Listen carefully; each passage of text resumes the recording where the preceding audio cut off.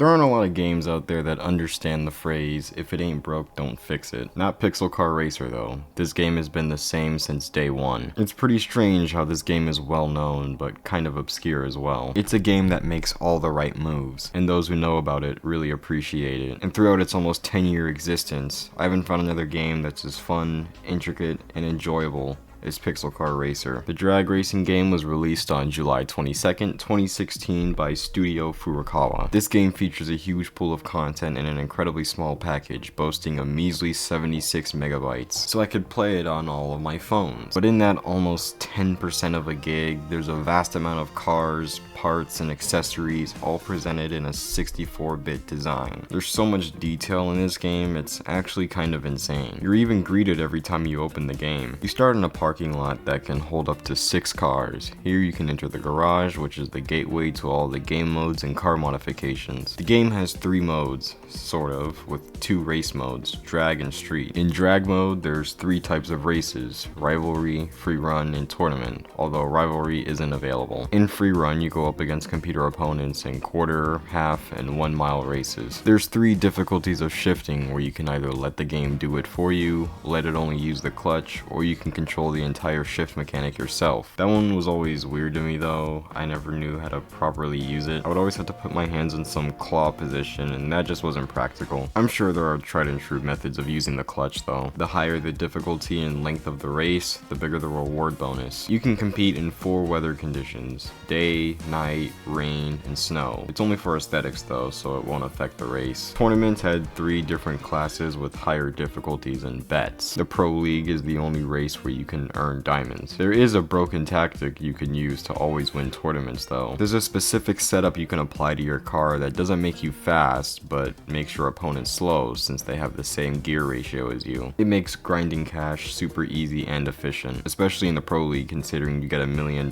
for winning the tournament. This is one game you definitely don't need to hack since this exists and has for years. Devs, please don't patch it. Street race mode had 3 types of races: capture the flag, cruise, and touche. Capture the flag has you race and stay ahead of your opponent to keep the flag. You also earn money as long as you hold it. The probability of you winning this mode completely depends on the traffic. You could be doing pretty well, but if you run into a car or a car runs into you, you could be completely screwed. This makes it a bit more challenging, but also kind of annoying. But seeing that flag wave as you blow past your opponent at 180 miles per hour is pretty sick. Cruise is a casual mode where you drive on an endless road with other players. You can go as fast or as slow as you want, but be aware if you do go fast and go past a cop, they will chase you. And if they catch up, they won't stop bumping into you. Touche is similar to capture the flag, where both you and your opponent have a health bar that drains while you're behind. I personally prefer capture the flag because of the flag, but to each their own. Story mode is locked and has been since forever, and to be honest, I doubt it'll come out anytime soon. Every time you race, you'll earn XP, and when you level up, you'll get a skill point. You can use skill points to either give you more XP or cash when you win. I like to balance it out, but you can go crazy on either side if you want. There's 2 locations to race at,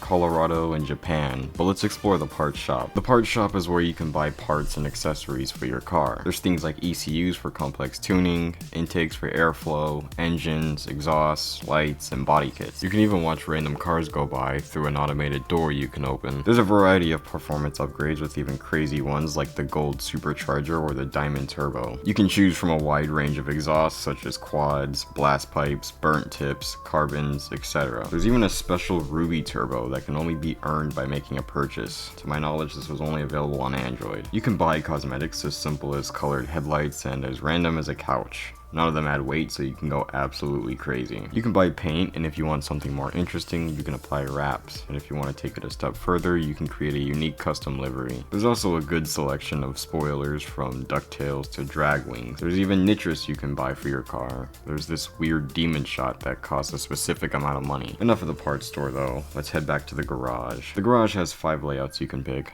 The last 2 cost 10 diamonds since they're premium. Here you can open the crates you earned from racing and leveling up. They contain things like parts and cash, and if you're lucky enough, you can win a rare item. You can install all the cosmetics you bought for your cars, such as paint, body kits and spoilers, as well as swap out your seats for pink ones. The cool thing about the body kits is that some of them can completely transform the look of the car. In the upgrade section, you can install the parts you bought to boost your car and run dynos to ensure you have the best setup. You can swap your engine, wheels, tires, suspension, add nitrous, fit your turbos or superchargers, intake, exhaust. You get the idea. Be careful though. Go too low or add the wrong tune and you could ruin your car. Speaking of cars, it wouldn't be a racing game without a place to buy them. The dealership had cars sorted across 3 continents, North America, Europe, and Asia. And there's a massive array of cars to buy. There are 47 American cars, 48 European cars, and 95 Asian cars. You could buy sedans, coupes, pickup trucks, supercars, toasters, classics, minivans, and even a Prius. There's a car for every personality. And with every car you buy, you get to give it a unique name. You could buy a Mustang, or a Mustang, or a Mustang, or a Civic,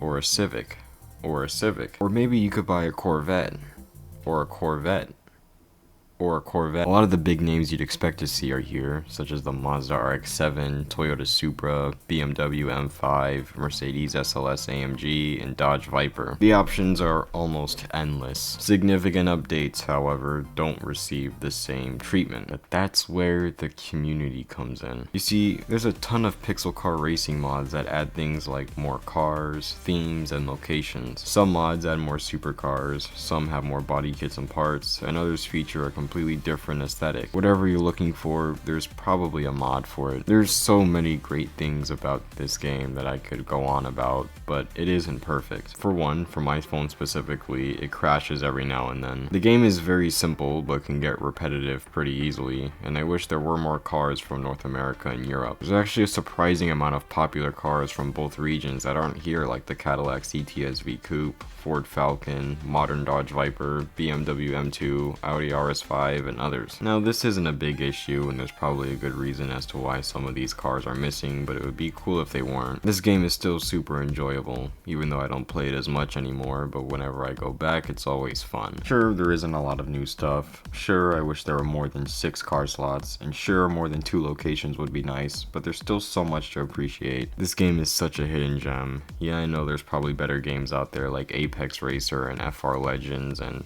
this game, I guess, but it's still really special and paved the way for other games like it. And no matter what new game comes out, better or worse, there's no game like Pixel Car Racer.